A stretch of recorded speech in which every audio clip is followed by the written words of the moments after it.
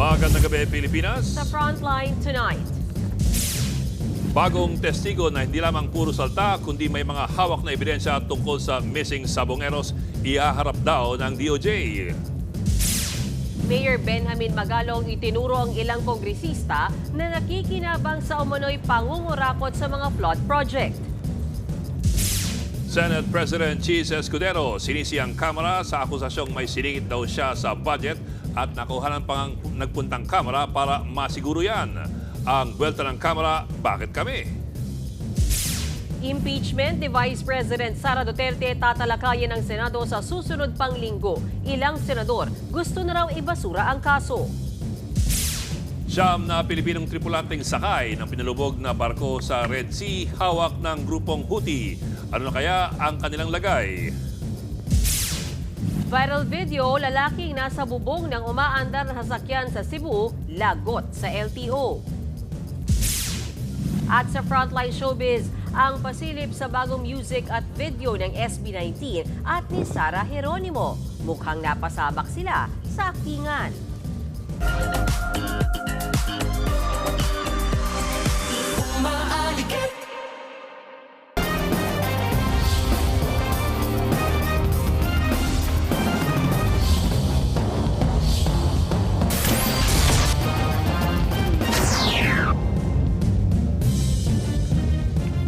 May bagong testigong hawak ang Department of Justice tungkol sa mga nawawalang sabongero. Lalo raw nitong mapapalakas sa mga impormasyon ng whistleblower na si alias Totoy. Nasa frontline ng balitang yan si Camille Samonte.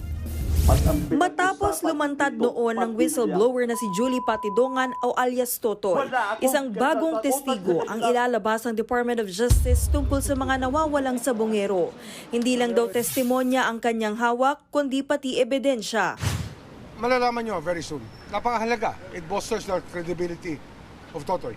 Bukod sa kwento, meron itong sariling ebidensya pa na kalakip kasama nito. Medyo bago. Hindi pa lumalabas sa inyo. Hindi pa lumalabas sa media. Ayon pa sa DOJ, lalong napalakas ng bagong testigo ang kredibilidad ng mga impormasyong inilantad ni alias Totoy. Isa raw siyang sibilyan at maraming nalalamang impormasyon sa pagkawala ng mga sabongero. Kahapon naman ang sindaki ni Pangulong Bongbong Marcos sa kanyang State of the Nation address na hahabulin ng pamalaan ang mga nasa likod ng missing sabongero. Ngayong araw, sinampahan na ng kasong administratibo ng National Police Commission o NAPOLCOM ang 12 pulis na sangkot umano sa missing sabongeros. Nakitaan ang probable cause ang mga pulis base sa salaysay at mga dokumento ni Dondon Patidongan o alias Totoy at mga video na nakalap at mga salaysay ng mga kamag-anak ng mga nawawalang sabongero. Dadaan sa pagdinig ng NAPOLCOM NBank ang mga pulis kung saan makakadepensa sila. Linawin namin to, this is separate, this is not a criminal case. Kaya po dito makikita nyo, ang mga respondents po natin are only police officers. Nananatili naman sa Camp Crame ang 12 pulis habang hinihintay ang pasya kung sila ay papatawan ng suspension. Bukod sa kanila, pinasibak din ng PNP sa pwesto ang isang service commander na hindi na pinangalanan. Hindi siya kasama sa mga sinampahan ng reklamo pero may kaduda-duda raw kasing ginawa ang nasabing service commander kaugnay sa investigasyon. Bagamat hindi na ito idinetalye ni Remulla. Meron siyang kinilos na hindi ko gusto. Alam nyo, napakahalaga ng ganitong tiwala sa sa prosesong to. Tiwala ang pinakamahalagang rito, magkaroon. Kasi pag wala kang tiwala, paano magsasalita ang mga tao kung hindi buo ang tiwala? So yun lang ang aking sinigurado. Hinikayat naman ng NAPOLCOM ang pamilya ng mga biktima na lumapit sa kanila at makipagtulungan. Wala tayong dapat katakot. Sila nga ang dapat matakot sa atin. At with the support of the President, everything else follows. Nagbabalita mula sa Frontline, Camille Samonte, News 5. Isa sa publiko na ang Bicameral Conference Committee ng National Budget para daw iwas korupsyon. Kasunod yan ang utos ng Pangulo na pananagutin ang mga nangungulimbat sa pondo ng bayan. Tinanggi naman ni Senator Cheese Escudero ang ulat na may siningit daw siyang 140 billion pesos sa 2025 budget. Nasa Frontline balitang yan si Myron Enriquez. We will open the Bicameral Conference to civil society observers.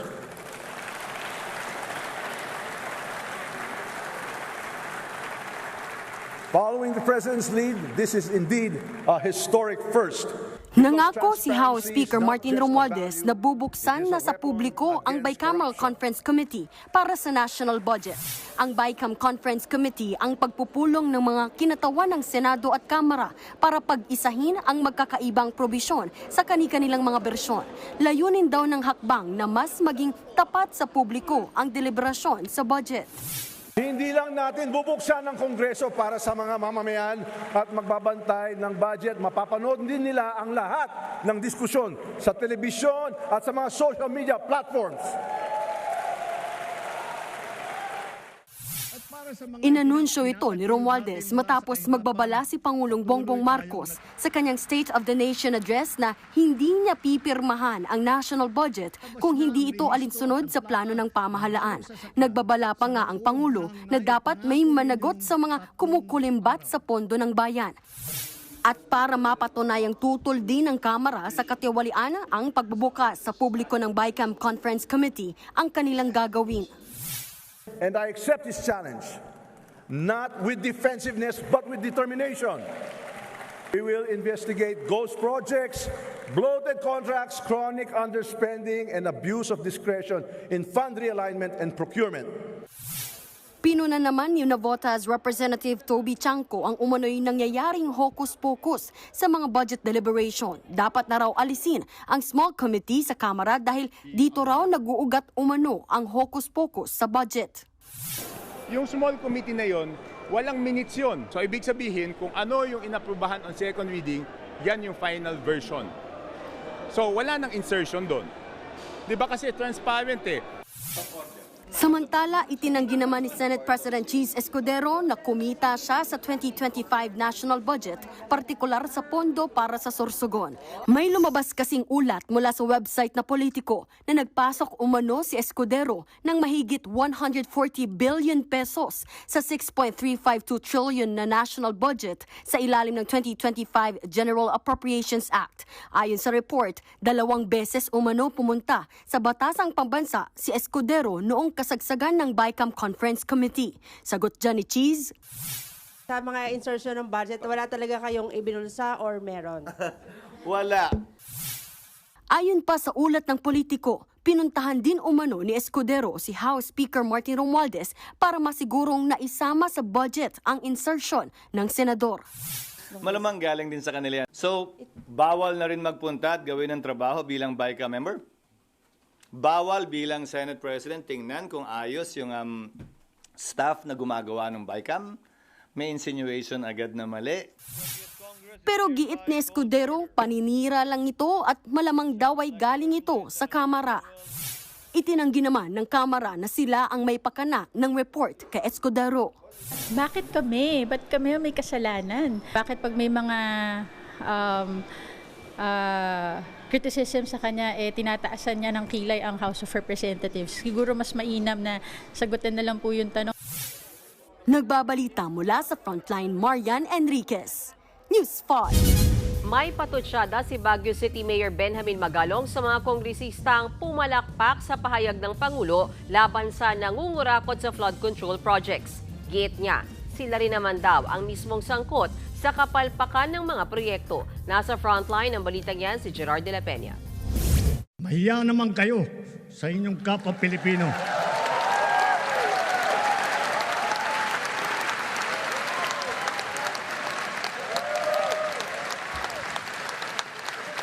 Mahiya naman kayo sa mga kabahayan nating naanod o nalubog sa mga pagbaha. Ito ang isa sa mga pinalakpakan ng mga kongresista kahapon sa State of the Nation address ni Pangulong Bongbong Marcos. Pero ang palakpakang yan, pinuna ni Baguio City Mayor Benjamin Magalong. Mga kongresista naman daw kasi ang nagkaka-kickback o kumikita sa mga sinita ng Pangulo na palpak na flood control projects. Very glaring ho yung palakpakan, sigawan, howling ng mga mambabatas. At then ho, sila naman ho yung involved dyan eh. Sila naman ho yung mga pasimuno dyan sa mga kalokohan na yan. Pero tignan nyo ho, parang inosente pa sila. Callousness, manhid. Kung titingnan ang budget ng Department of Public Works and Highways para sa flood control sa loob na nakaraang 3 taon, aabot sa halos 700 billion pesos ang pondong inilaan dito. Kaya ang tanong ng marami, anyari? Sinubukan nating silipin ang ilan sa mga proyekto na nakalista sa budget ng DPWH. Isa na rito ang flood control structure sa Barangay San Dionisio sa Parañaque na nagkakahalaga ng 70 million pesos. Sa ngayon, ongoing pa ang proyekto. Gayon din ang flood mitigation facility sa Marulas Creek sa Parañaque.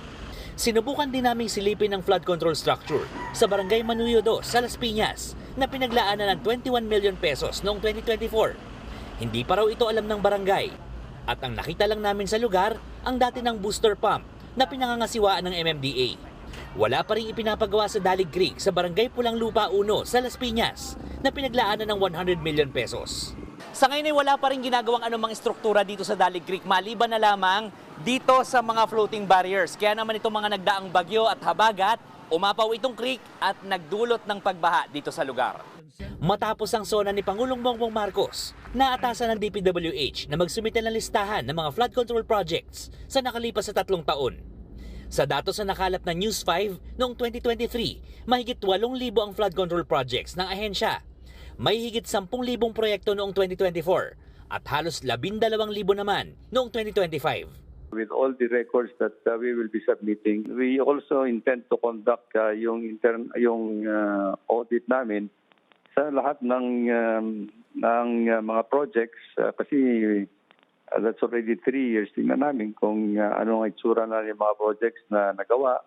Kasi the mga projects that we have implemented should be lasting for anywhere between 5 to 10 years. Aminado rin si Secretary Manuel Bonoan na may ilang tao sa ahensya na nakakapasok dahil sa ilang impluwensya ng opisyal. Kaya naman mas maghihigpit sila ngayon.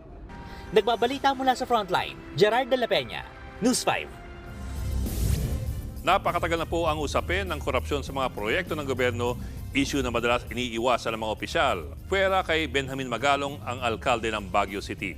Si Magalong po ang lead convener ng Mayors for Good Governance, isang grupo ng mga alkalde na sadyang pinag-uusapan ng issue ng korupsyon. At sa interview ni Magalong sa programang Storycon ng One News, dinetali ni Magalong ang kung tawagin ay anatomy of corruption sa mga public works projects. Ayon kay Magalong, ang pinakamalaking porsyento ng mga kickback ay napupunta sa politiko. 35 to 40% daw ng project cost binubulsa ng politiko. Kumbaga, sa about 100 pisong gastos ng gobyerno sa iisang proyekto, 40 pesos ang tongpats o yung patong ng politiko.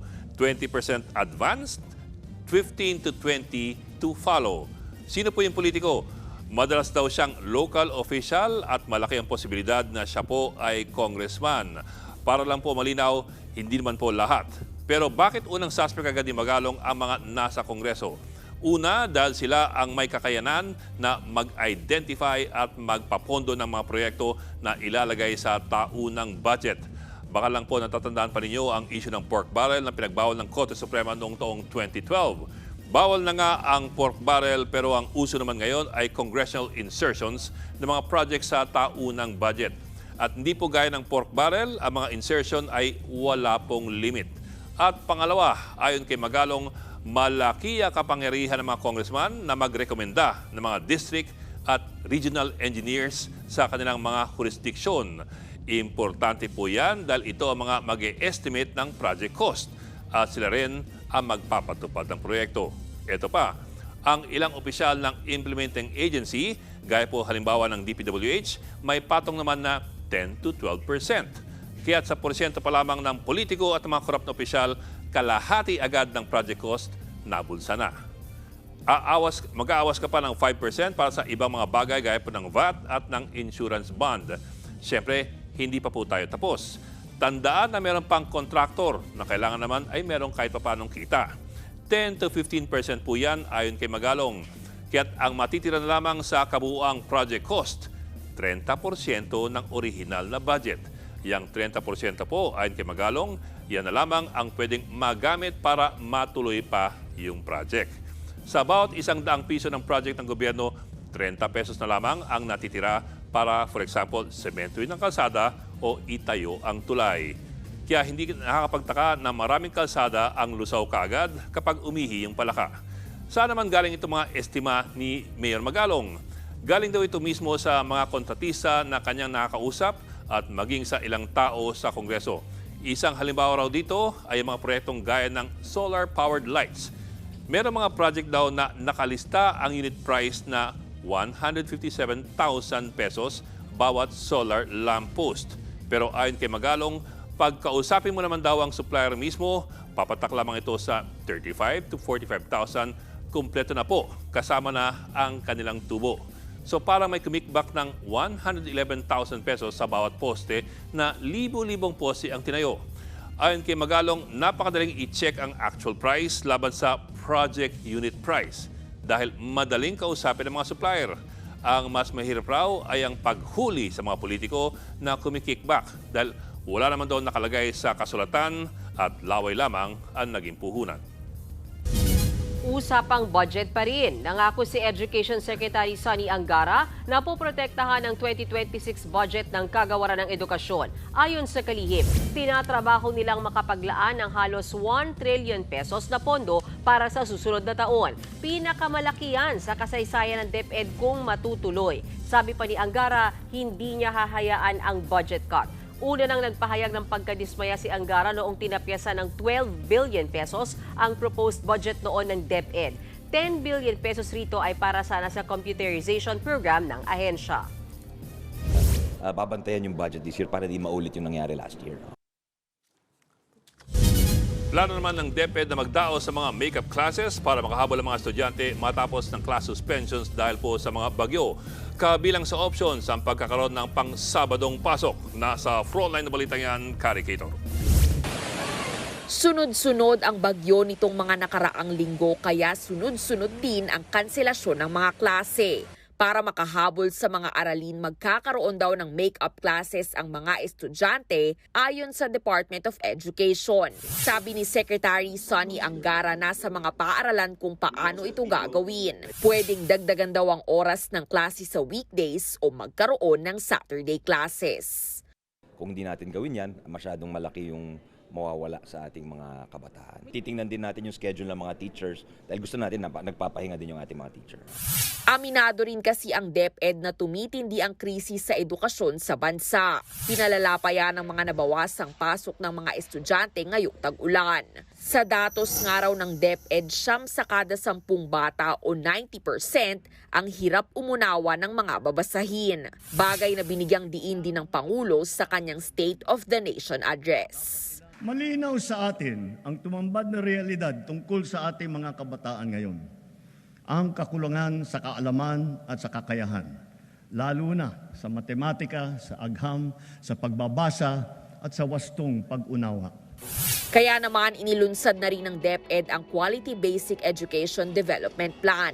Isa itong 10-year roadmap na layong pagandahin ang sistema ng edukasyon. Sisimulan daw yan sa pagpapatibay ng pundasyon ng mga bata hanggang makatungtong sila ng grade 3. Alam naman natin na nasa crisis tayo ngayon at ang pinaka-problema natin ay quality. No? So gusto namin na naka-align lahat ang mga programa namin. Focus natin ngayon is foundation.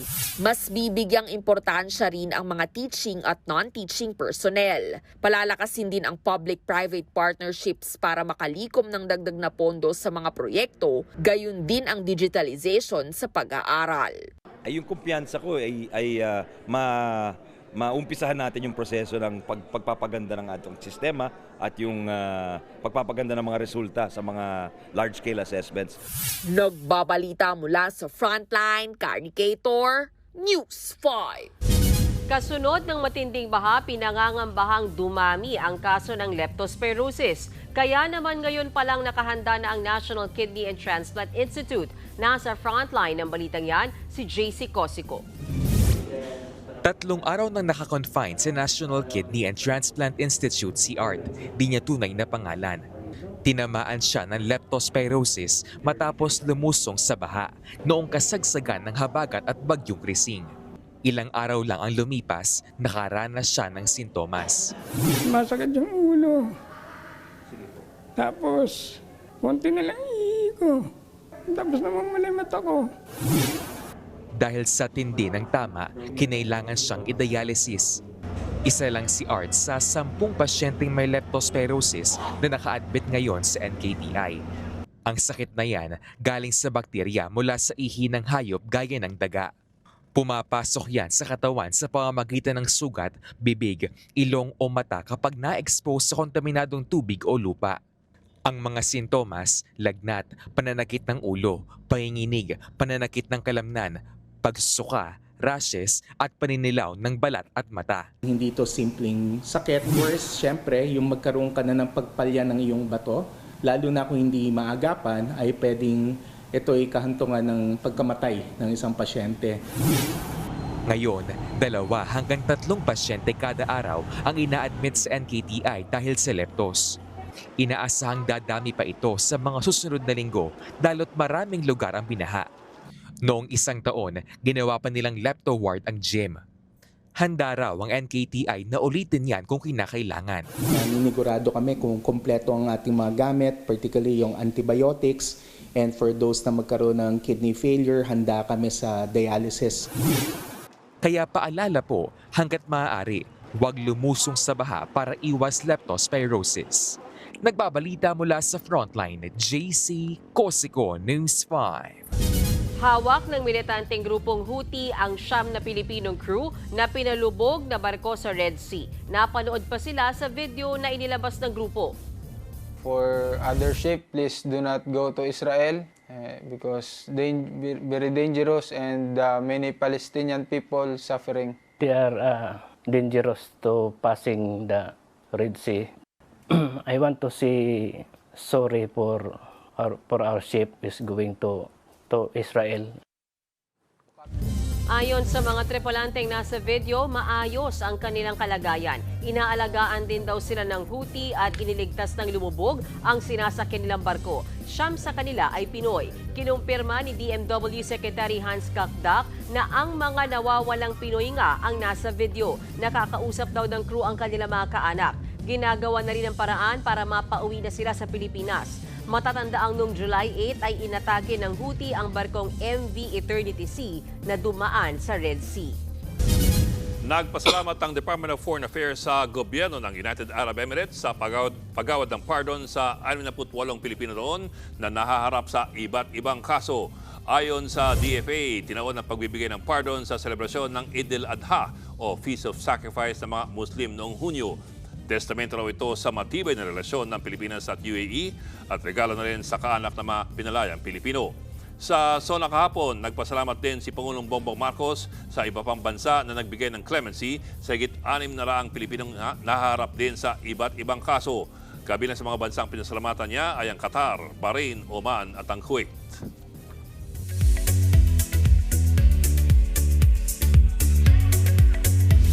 Showbiz tonight na tayo. Doble ang good news para sa fans ni Daniel Padilla. Bukod kasi sa wagi siya ng International Award, magbabalik big screen na rin siya. Nireveal yan ni DJ kasunod ng success ng finale ng seryeng Incognito. Happy naman daw siya sa serye, pero may space pa rin daw talaga sa kanyang puso ang pagpepelikula. For now, pupunta muna si DJ sa South Korea para sa Seoul International Drama Awards. Tatanggapin niya ang kanyang Outstanding Asian Star Award for the Philippines para sa pagganap niya sa Incognito. Good things take time. You know, ayaw natin na paglabas meow, di ba? Gusto natin maganda pag lumabas ang pelikula natin. So, ngayon may niluluto kaming show. Ay, hindi ko pa pwedeng sabihin kung sino mga kasama ko, pero lahat ito mahuhusay ng mga aktor. Different vibe na ngayong August, mga kapatid. Siyam na fresh faces ang maghahatid sa atin ng latest OPM hits sa Vibe. Kabilang dyan ang mga na-reveal ng Vibe Jacks na sina Ryle Santiago, Dylan Menor, Elijah Canlas at Maxi Andreson. Ang Vibe ang bagong music countdown show ng TV5. Siyempre, kasali kayo dyan mga kapatid dahil kayo ang pipili ng karapat-dapat sa top spot. Abangan ang new era ng music countdown with Vibe. Fresh chika rin ang ibibigay ko mamaya kaya don't go away mga kapatid.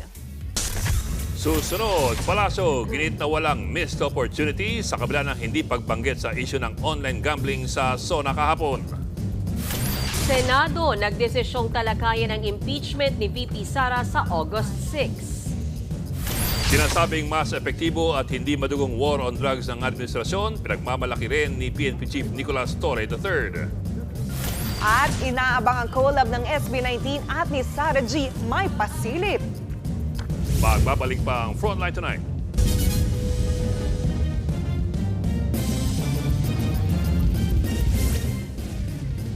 Mga kapatid, Ed Lingaw po, maging maalam at may pakialam sa mga napapanahong balita sa ating bansa.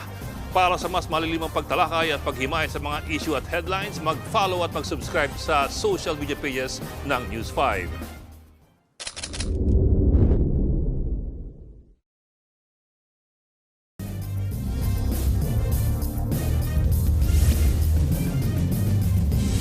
Viral sa social media ang bidyong yan sa Minglanilla sa Cebu. Isang lalaki nakaupo sa bubong na umaandar na sasakyan. Tila nagbablog o gumagawa raw ng content ang lalaki. Pero wala yang permiso ng LTO. Tukoy na ngayon ang may-ari ng sasakyan. Pinagpapaliwanag na siya ng LTO pati na ang iba pang sangkot sa video.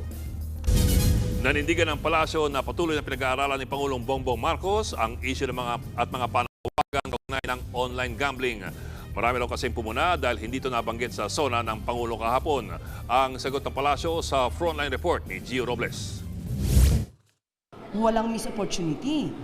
Yan ang direktang sagot ng palasyo sa mga nasasayangan umano sa pagkakataong talakayin ni Pangulong Bongbong Marcos ang issue sa online gambling sa kanyang ika-4 na SONA. Sa eksklusibong panayam ng News 5 kay Palace Press Officer Claire Castro, sinabi niyang pinag-aaralan pa ito ni Pangulong Bongbong Marcos. Dahil nga sinabi natin, kung magsasabi naman siya agad na ito Taliban ito, pero hindi pala nagiging maganda ang epekto nito sa bayan, mas mukhang magkakaroon ng pagkakamali ang Pangulo. Nadismaya ang ilang senador na hindi nabanggit ang online sugal sa talumpati ni PBBM. Balak ngayon ni Senator Kiko Pangilinan na imbestigahan sa Senado ang online sugal na isang public health concern ayon sa DOH. Sa kabila nito, iginiit ni Castro na hindi ito pananahimik. Sa ngayon ay hindi pa natin alam kung ano talaga ang balak ng Pangulo dito sa online gambling dahil totoo yan. Sabi nga natin, yung isabong wala na, sinuspend yan or hindi na ito umiiral, pero bakit nandiyan pa rin yung mga illegal isabong? Si Finance Secretary Ralph Recto bukas na higpitan na lang ang operasyon ng online sugal imbes na ipagbawal. It's a balancing act that we have to do. Kabilang dyan ang dagdag buwis na posibleng itaas pa sa 40% mula sa kasalukuyang 30% na pinapataw ng PAGCOR at BIR sa online gambling operators. Ayon kay Recto, may dagdag na 20 billion pesos na gaming revenues ang bansa dyan taon-taon. Nagbabalita mula sa Frontline, Gio Robles, News 5. Tuloy ba o isasara na ang usapin ng impeachment laban kay Vice President Sara Duterte? Sa susunod na linggo na raw yan pag-uusapan ng mga senador para mas may oras silang masinsin ang desisyon ng Korte Suprema. Narito ang aking report. Hindi pa aaksyonan agad ng Senado ang issue sa impeachment case ni Vice President Sara Duterte. Inanunsyo ni Senate President Jesus Escudero na sa August 6 pa nila ito tatalakayin. Mahigit 90 pages kasi ang desisyon ng Korte Suprema at may dagdag pang opinyon ang mga maestrado. Kailangan daw ng oras ng mga senador para basahin at intindihin ito. The matter will be decided upon by the Senate on August 6, 2025 when we open session on that date in order to afford ample and sufficient time to the members to study the 97-page Supreme Court decision. Ayon kay Senate Minority Leader Tito Soto, siya mismo ang nagmungkahi ng petsa. May iba kasing gusto nang i-dismiss agad ang impeachment pero napagkasunduang bigyan muna ng panahon ng lahat. Sabi ko, let's meet halfway. Wednesday next week.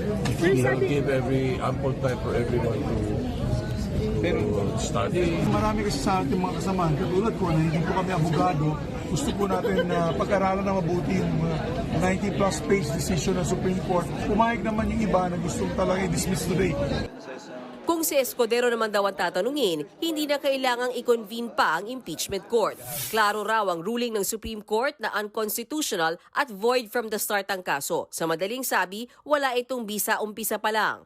Nakasaad din sa desisyon ng Korte Suprema, hindi nagkaroon mulat-mula ng jurisdiction ang Senado doon sa impeachment complaints dahil sa paglabag sa Bill of Rights, particular due process of law. Pagilinaw ni Escudero, nakadepende pa rin sa boto ng mga senador kung susunod ba sila o hindi sa desisyon ng Korte Suprema. Pero kung siya naman tatanungin, bilang isang abogado, nagdesisyon ng Korte Suprema, sang-ayon ka man doon o hindi, dapat ito'y sundin. Kung hindi, magkakaroon tayo ng constitutional crisis. malinaw din daw sa SC desisyon na nilabag ng Kamara ang 1-year ban rule sa paghahain ng impeachment complaint. Dahilan kaya hindi raw valid ang reklamo laban kay VP Sara. Nauna naman ang sinabi ng Kamara na maghahain sila ng motion for reconsideration sa desisyon ng Korte Suprema. Pero tingin ng Senate President, tila suntok sa buwan na baliktarin pa ng SC ang kanilang unanimous decision. Abangan na lang natin ang August 6 kung kailan pagdedesisyonan ng Senado kung tutuloy pa ba ang impeachment case o tuluyan na itong isasara. Inihalal na ang mga senador na mamumuno sa mga komite ng Senado sa 20th Congress. Si Senador Dante Marcoleta, ang chairman ng Blue Ribbon Committee na mag-iimbestiga sa mga aligasyon ng katiwalian sa hanay ng gobyerno. Hahawakan din ni Marcoleta ang Trade, Commerce and Entrepreneurship. 4 na komite naman ang nakatoka kay Senador Alan Cayetano, kabilang po yung Accounts. Kay Senador Kiko Pangilinan napuntang Agriculture, Food and Agrarian Reform Committee, habang si Senador Bam Aquino ang tututok sa Basic Education. 3 komite ang kay Senador Robin Padilla, kabilang po ang constitutional amendments na dati na niyang hawak. 3 rin kay Senadora Amy Marcos, kabilang ang Labor Committee. Si Senador Pia Cayetano ang mamumuno sa Energy Committee at 2 iba pa, habang kay Senador Camille Villar naman ang Environment. Ang Finance naman ay napunta kay Senador Win Gatchalian. Games and Amusement at Social Justice naman ang komite ni Senador Erwin Tulfo. 3 ang hahawakan ni Senador Bongo, kabilang po ang Health Committee. Habang sa Tourism si Senador JB Ejercito. Migrant Workers at Public Services naman ang pamumunuan ni Senador Rapi Tulfo, habang tigisang komite naman sina Senador Jingo Estrada, Bato de la Rosa at Senador Mark Villar.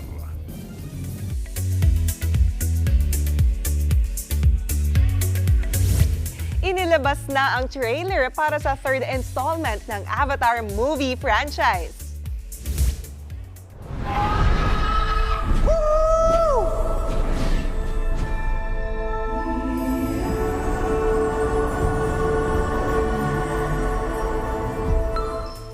Yan ang pasilip sa Avatar, Fire and Ash, ang direct sequel sa Way of the Water. Magbabalik ang aktor na si Sam Worthington bilang si Jake Sully. Sa bagong movie, payapang namuhay si Jake kasama ang Water Clan matapos mamatay ang kanyang anak sa naunang labanan. Pero makakaharap niya ang agresibong Ash people na kumampi sa dating niyang kalaban. Mapapanood ang Avatar, Fire and Ash sa December. Drug war ng Marcos administration, mas epektibo raw kaysa sa Duterte administration. At K-pop group na Twice, a Japanese rock band na One OK Rock, may nilulutong collab. Tutok lang mga kapatid dito sa Frontline Tonight.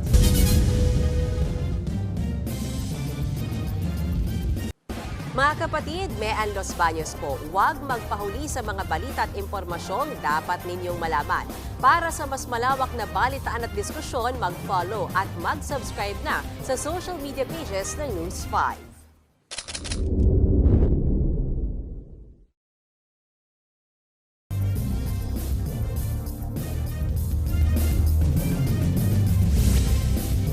Sa pool sa video, ang 3 lalaking yan sa Dasmariñas, Cavite. Madaling araw na makita silang may mga dalang nakaw na gamit. Yung isa may bitbit na gitara, habang yung kasama niya mayroong dalang bag. Akyat bahay ang grupong yan na tumakas sakay ng pinara nilang tricycle. 60,000 pesos sa halaga ng mga gamit at cash ang kanilang natangay. Pinaghahanap na ang mga suspect. Kabilang sa mga pinagmalaki sa SONA kapon ay mga achievements daw sa drug war ng Marcos administration. Bagay na sinigundahan din ni PNP Chief Nicolas Torre III. Anya, epektibo raw ang kampanya kontra droga ng kasalukuyang administrasyon. Nasa frontline ng balitang yan, Simon Gualvez. Tahimik, may sistema at mas epektibo. Ganyan inilarawan ng pamahalaan ng kampanya kontra droga sa ilalim ng Administrasyong Marcos kumpara sa madugong drug war ng Duterte administration. Sa sona ni Pangulong Bongbong Marcos, ibinida niyang halos 83 billion pesos na halaga ng drogang nakumpiska. Sa 3 taon lamang, halos mapantayan na ang kabuwang huli ng nakaraang administrasyon. Sa parehong panahon, higit 153,000 ang naaresto. 9,600 ang high-value targets. Ang matindi, napag-alamang sangkot pati ilang opisyal ng gobyerno. Higit 677 ang taga-gobyerno, lampas 100 ang elected officials at higit 50 ang pulis. Pero ang pinagkaiba ng Marcos drug war sa Duterte drug war, mas kaunti ang ulat ng karahasan sa mga operasyon. Dahil dyan, taas noo si PNP Chief Nicolas Torre III. Mas effective tayo ngayon, definitely. I'm very, very sure of that. 6 times, ang dami nung confiscation ngayon ng shabu. Sa ilalim ni dating Pangulong Rodrigo Duterte, kinundena ng international community at mga human rights group ang umano'y libo-libong napatay sa madugo niyang drug war na ngayon nga ay iniimbestiga ng International Criminal Court o ICC. Wala namang bagong tugon ng kampo ng mga Duterte kabilang si Senator Ronald De La Rosa na PNP chief ng Oplan Tukhang. Pero dati nang nanindigan si De La Rosa sa mga nangyari ng Duterte drug war. Itaga niyo sa bato, wala akong kakimik-kiming madumihan yung aking kamay ng dugo kapag kinakailangan sa pagputikta ng buhay ng matitino. Nagbabalita mula sa frontline, Mon Gualvez, News 5. Niloloko lang daw ni Pangulong Bongbong Marcos ang sarili nang sabihin sa SONA na wala ng grupo ng mga gerilla. Ayon sa Communist Party of the Philippines, nagkakamali ang Pangulo. Nananatili raw ang mga unit ng New People's Army sa mga kabundukan kung saan suportado sila ng mga naninirahan doon. Magpapatuloy daw ang revolusyon sa pamamagitan ng kanilang Red Fighters. Samantala, patuloy namang nagmamatiyag ang pamahalaan sa soberanya ng bansa. Ayon kay National Security Advisor Eduardo Año, direktiba ng Pangulo na palakasin ang sandatahang lakas. Nire-review raw ang iba pang kailangan para sa modernization. Nangako namang tutulong ang Amerika. Kagagaling lang namin sa United States. Nag-commit ang si President Trump na patuloy na tutulungan yung ating pag-build up ng deterrence capability or deterrence force capabilities. So, mas lalong titindi ngayon yung ugnayan ng Philippine at saka United States when it comes to building up our defenses. Palagi naman may magkikriticize no? Pero ang importante dito, national interest natin. Abangan, humanoid na robot kayang makipaglaban sa larong mahjong. At ang Bumabest actor na pasilip sa music video ng SB19 at ni Sara Geronimo. Tuloy-tuloy ang balitaan dito sa Frontline Tonight.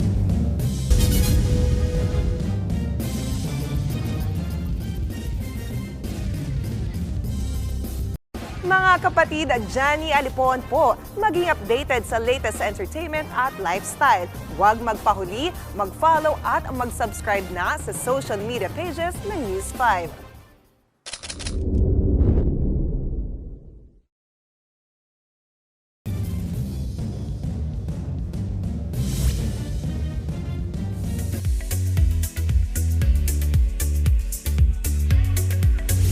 For the countdown na ang 18 at Popsters para sa release bukas ng Umaaligid. Pero bago yan, may pa-sneak peek dyan ang SB19 at si Sara Geronimo.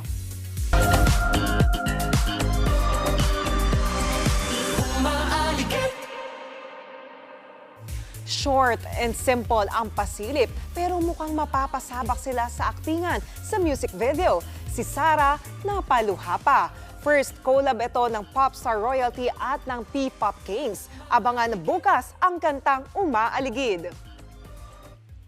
Maglalabas naman ng bagong Japanese album ang Twice featuring ang kanilang collab with One OK Rock.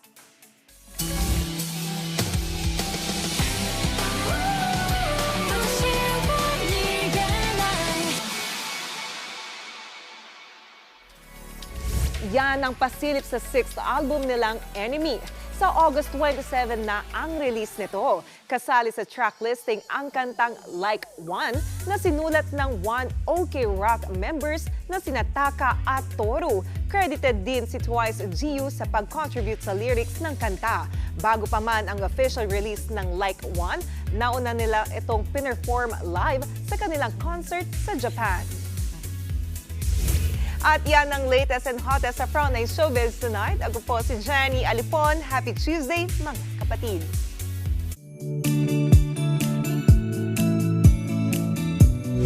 At para naman sa ating pabaong pampagood night, may bago na namang robot sa China. Ang robot nyo, nagmamadyong.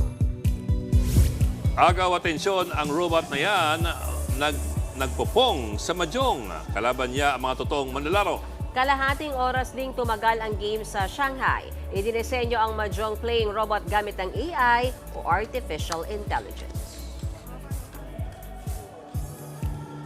Pero mukhang hindi masyadong fun yan. Parang ang sad na ng buhay mo kung ang kalaro mo sa mahjong, robot na. Mas matalo pa siya. Wala ka nang mahatak na kalaro. Actually, ako matatakot akong kalaban ng robot eh.